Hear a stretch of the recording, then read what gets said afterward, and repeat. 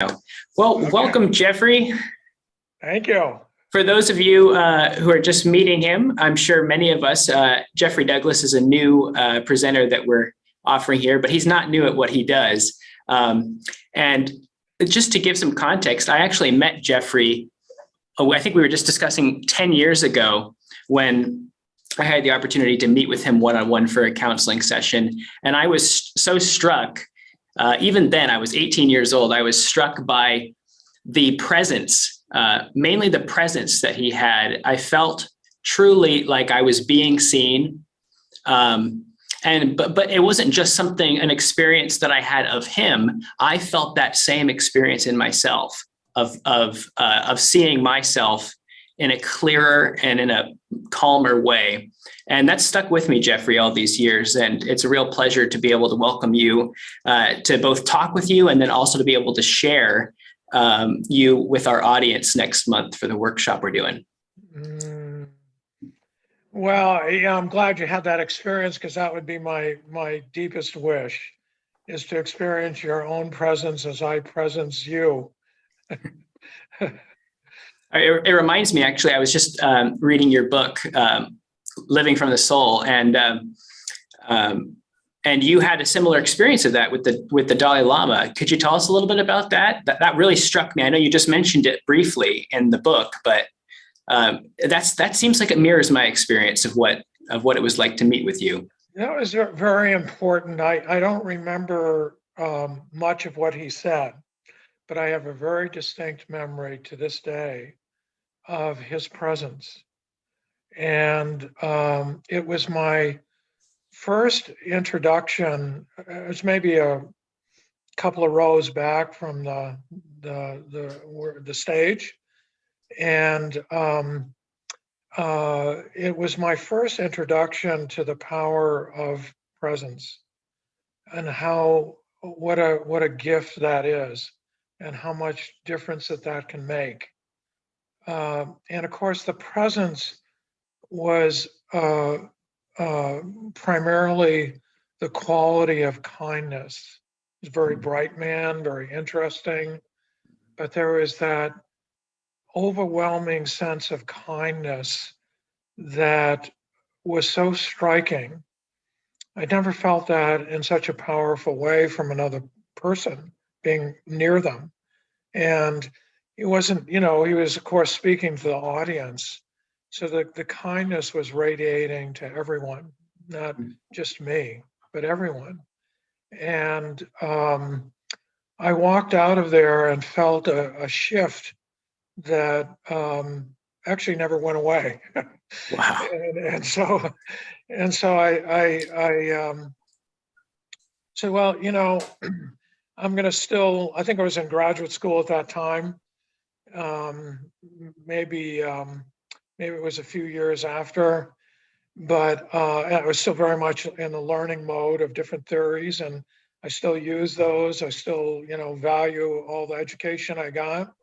But from that point on, it was much more an investment in where I'm coming from, the consciousness from which I'm arising from, and my words, my way of being with a person, and probably although I didn't know it at the time, but probably what was an initial urging to look deeper into the core or the soul of who I am and who others are. That's where the action is at. That the most powerful healing agent that I can offer is my soul to soul connection with another. And whatever words or actions or suggestions come from that, if suggestions are appropriate, so be it. Right. But it's presence. Yeah. Well, I'm going to ask you some questions about soul, because it's a word that comes up a lot in self-help literature and New Age literature, and I have a feeling that there may be some different meanings across the board. But before that, I did want to, as a benefit to everybody watching, introduce you a little bit, give some context. because we just jumped right in. Yeah. So Jeffrey Douglas, he's the author of Living from Your Soul. Besides that, he's been a licensed psychotherapist for 34 years, integrating psychology and spirituality in private practice for 31 years. And as I mentioned, I had the opportunity to meet with him some 10 years ago. He leads retreats across and small groups around the country. The list goes on. One interesting point was, I guess, in a former life, he was the clinical director of the counseling program in Syracuse, New York, which at the time was one of the largest outpatient counseling agencies in the area. And just also some context, we're having a free event with Jeffrey next month. It's February 19th, Saturday, 3 to 4:30 p.m. It's free. And he's going to be talking about putting into practice a lot of these ideas that we'll be discussing right now, practical spirituality, how to receive guidance from your soul. So just to start, Jeffrey, what does the word soul mean to you? It does mean a lot of things, and there's a lot of associations with that. It was a word that I chose to invite the largest audience possible that might be interested in something like this, without an inadvertent bias or dogma or slant to a particular belief system or religion or doctrine. Mm-hmm. So I was looking for what I thought would be the most neutral word to speak to a presence within us that could variously be called the Christ within, the Buddha within, empty mind, stillness, calmness, the immortal self. Awareness. Awareness. There's lots of different descriptors for it, but it's the place beyond mind Mm-hmm. that always is, beyond thinking, that always knows, that's always calm, that's always in a state of love, irregardless of the conditions around us. Mm-hmm. It's a part that obviously for all of us has been overshadowed by the mind, the thinking mind, and yet it patiently waits and always is there. Mm-hmm. And we've all had moments of feeling it. It's very important to me that it's experienced, and why I have given the particular emphasis I have in the book, that it's an experience of the soul that I most want to offer to another, because from that place, the best answers, the highest way of being with whatever is, arises. Mm-hmm. So what are some of those? What are some of those ways? I mean, I know we're doing the event next month. What are some simple ways that you've found to get in touch with that? One of the primary things that I'll be talking about more practices is really inspired by something Yogananda said, which is that all of life, everything that happens, is for knowing God. Mm-hmm. And that word for some God I know can be tricky. So it could also be said, and I'm sure Yogananda would agree with this, or assume, that all of life, anything that's going on at any moment, is to know love more profoundly, to know the divine love more profoundly. And so when I talk about practical spirituality, it's no more practical than that every moment, every situation, every challenge, every thing that goes on in each moment, that is to know God more profoundly, more deeply, more fully. So with that context or that framework, everything takes on a meaning devoted to that. Mhm. So when you're wondering about your purpose in life, most fundamentally, Yogananda has given us that, and there are others too. I'm not trying to just, say there's a franchise on the purpose of life from that one teacher, but he's been a very important one to me in that regard. He says it so simply that this is the meaning and purpose of life.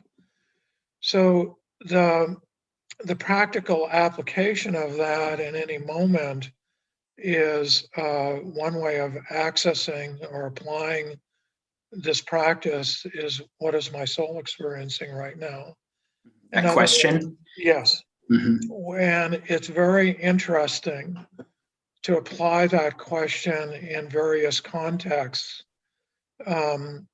Anything from in a traffic jam to a fight with your wife, to if you have the presence of mind, to feeling like you're not good enough doing something and going down a rabbit hole. To ask, what is my soul experiencing right now, is really to ask, what is the God within me or the Christ within me? Again, depending on your framework or how you think about things, at the deepest place in my heart. If those more religious references don't work, what's the deepest place in my heart or my soul experiencing right now? What's it doing right now? And of course, sometimes it's hard when the mind is very active, agitated, there's a lot of emotions running through. Sometimes it's quite a challenging practice. However, it is those times in which you learn the most about God, divine love, your soul, that still place within. There's something about the challenges of life, the anxieties, the depression, the whatever is coming up, the stresses, that when you apply it then, that question, or the practice of knowing God then, the rewards or the effect of that can be very profound. So my personal, at least the way I understand it, my personal journey has been knowing God through very ecstatic moments, a beautiful meditation, an incredible sunset, an intimate conversation, a walk in nature where I'm very moved. That certainly is very deepening and enriching. And then at the same time, the times when I've been in crisis or struggling or very upset about something and can apply this question or apply in a very fierce way, it feels like when it's hard, Yogananda's dictum. This is time to know God right now, to know God. Everything is for that, including this, not just the nice walks in nature. That the gains from that have been enormous for myself and others. And what comes from it is, I continue to learn. It's quite obvious to me that there's an infinite learning here. And that I'm often still surprised by what comes to me. It's not where my mind would have gone. It's not what my mind came up with often, particularly when I'm anxious, upset, angry, or got some kind of charge or spin on the moment because of its difficulty. It's a very different way that I keep learning from. So a lot of what I do is, it's the power in the question, because I've seen the power of this question. What's my soul experiencing right now? So did that question kind of arise spontaneously out of an experience of the soul initially, or how does, for those who, like you described in your book, you said that you shifted from this quest of seeking enlightenment to then experiencing the soul. For those of us who are searching after that experience, is the question the beginning step, or is it the fruit of the step? How do how does one ask the question, what is my soul experiencing right now, without really having a feeling of the soul to begin with?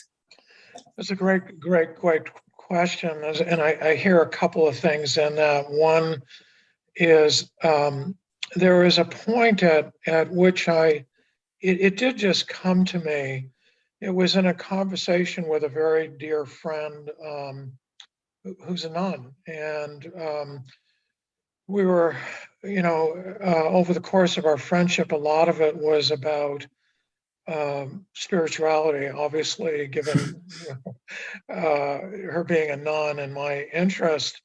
And we were walking one day, and all of a sudden I realized I've had, from all that I've read and all that the retreats that I went to, which all played a very valuable role, but in all of the things that I was doing, I never consulted within. I never consulted my soul as to how my soul would like to become more known. It was my strategies for awakening that I had been following and designing. And it was like it's like here's my ideas and my thoughts. And again, it's not like they were not helpful, but they were occupying me to the extent that it was excluding simply going from within, going to within myself and asking, well, what's my soul experiencing right now? And in that question, there was a great shift of consciousness from my mind and my beliefs to what's there within. Now, the other part of this is that when I first asked that, and for some time afterwards, there was no answer. It was like I had to learn how to court my soul. It was because I had expectations, of, well, I'm gonna probably hear something. It's gonna talk to me. Sometimes that happens, sometimes not. This expectation, well, I'm gonna get an answer right away because I asked. And that's not necessarily the case. It's like I ask the question and it floats within me, and I don't hear anything coming back right away, but then all of a sudden it's there later in the day, a day later, 2 days later, or as I said, sometimes I hear something, but most of the time, at least for me, the way I experience soul is that it becomes evident in the moment and unfolds. It's not pre-given. It appears. Let me give you a simple example because this happened recently with my wife, and see if I can remember what it was about. There's a disagreement or a conflict about seeing her family. They're in Arizona, and when to go and how to do that. I was thinking it was okay, and understandably, given the Omicron and the prevalence of that, and one of her family members recently did get COVID, and just how we were going to do this, and she was getting very anxious about it, and I didn't know really what to do with that.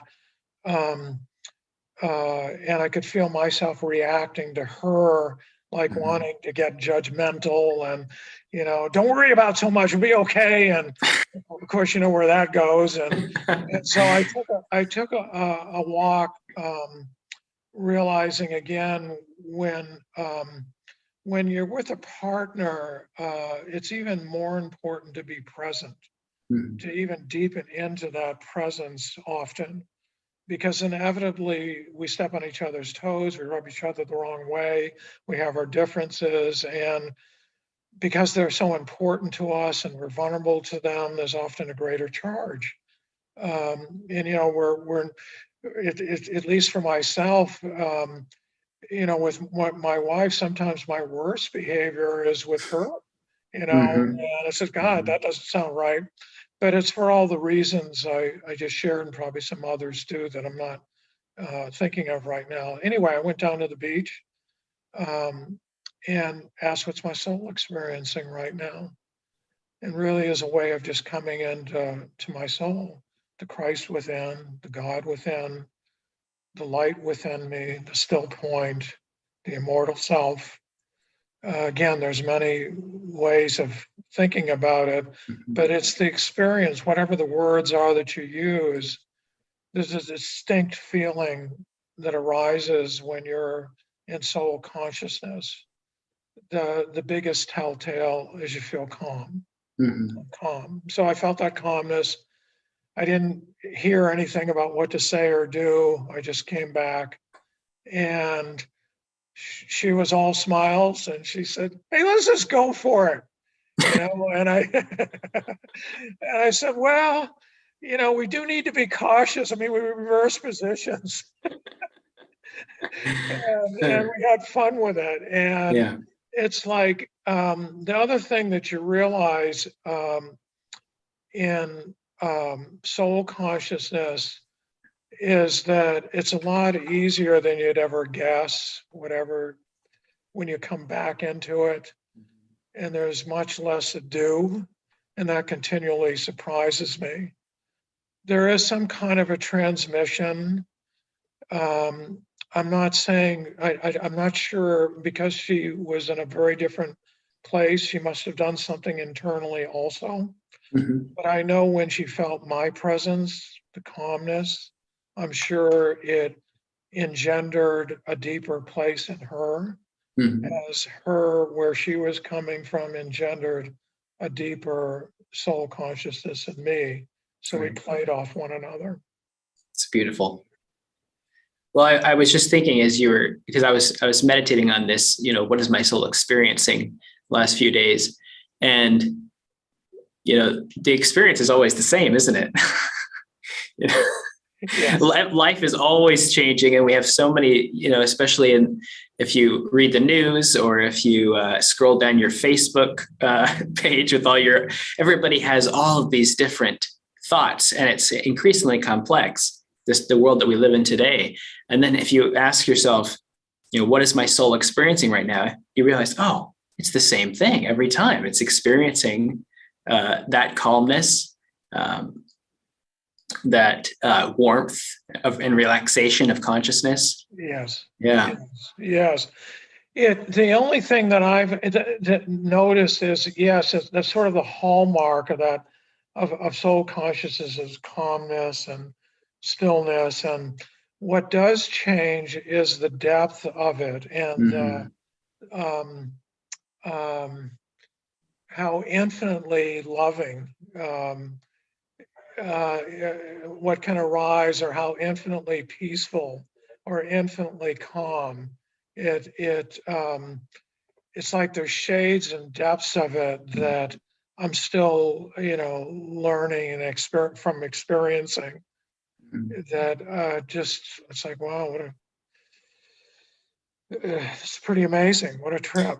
So with that, with that practice, I'm assuming you've been asking yourself that, or your soul that, for decades now, right? Yes. So do you feel more and more that experience of the soul, even without having to ask the question, is Exactly. It's more simply residing there, but I don't. It's more easily accessible. It's more often just there, but I don't have a steady state of that consciousness. So I continue to ask. Right. There are, we'll get into this a little bit more at the event. There are some interesting things that arise that I didn't expect, namely a great resistance to experiencing the soul. And